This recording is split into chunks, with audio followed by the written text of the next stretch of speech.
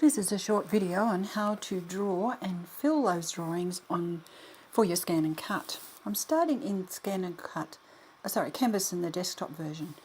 Here I've got an alphabet that I've typed up, and I'll have the file on my blog. But if you want to see what a particular font looks like, you can highlight all of it with the Control and A key, and the text menu will appear. You've got recently used fonts, you've got Canvas workspace fonts, and a bit further down you've got all fonts, all true type fonts on your machine, on your computer, sorry. You can pick one. It will take a moment, but it will change all the letters to that font. This gives you an overall view of what that font is going to look like. Now, of course, there is another way to see what a font looks like. Just going to open a new one. I'm not going to save that, I'll leave it as it was. I'm going to hit the text button and start typing. And I'm just going to type happy birthday. This is selecting the font that I had just selected. So it's the last font you selected. To change it is just as easy as it was to change as I showed before. Okay, so clicking on it, I can now see the fonts. I'm just going to zoom in a little bit so we can see here. You can see that the letters aren't quite welded together, so we're going to look at that. But first you might want to look at the spacing. You've got two options for doing this. On the property screen or up the top of the screen when the text is highlighted. So the character spacing, I've taken it down once, made a little bit closer together, took it down another one, a little too close for my liking. So I'm just going to take it back to the -1. Then I'm going to go down on the edit menu to the weld button, and it will weld it, and you'll be able to see that the letters are joined.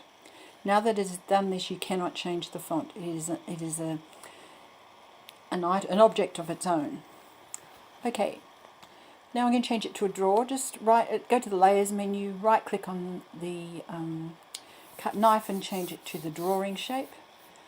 I'm then going to download it to save it as an FCM file, export as an FCM file, and I'm just going to call it HB for happy birthday. This will overwrite an existing file I've got, but that's okay, that's what I want to do. So just save.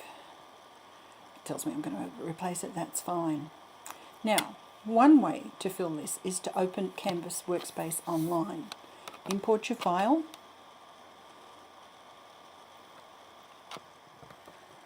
I did that by clicking the SVG button at the top there. I'm going to zoom in again so we can see what we're doing. Okay, now I'm going to select it and go to the properties box, which is the little lines at the top there. You can see it's already selected drawing line. I'm just going to select fill the area in the outline.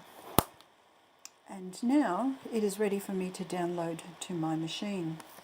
So you just download in the normal manner, either to your machine or to your computer, whichever you prefer. Just hit the download button, make your selection, and click OK, and close that screen. Now, what do you do with these once you get them to your ScanNcut? So here we go to the ScanNcut machine. I'm going to retrieve data. I saved both those files on a USB stick, so I'm going to the USB stick. And first of all, I'm going to open the HB file, which is just the plain one, not filled in. I'm going to click OK, go to the edit screen. It's selected the object edit screen, and now I'm going to click the fill button. I'm going to turn it on and make sure it's selected on the full rather than a pattern, and click OK. So there it is, filled in. I'm just going to move it out of the way for a second, and I'm going to add to that the one that we did on Canvas Online. So that's the HB filled. You click OK. Now I'm going to go into the edit screen simply so I can increase the size of it and take it up to the 200%. Here you can see that there is no difference between these two files. They are both exactly the same. So you can successfully fill it either way. This will work for objects, all objects, drawings as well as text.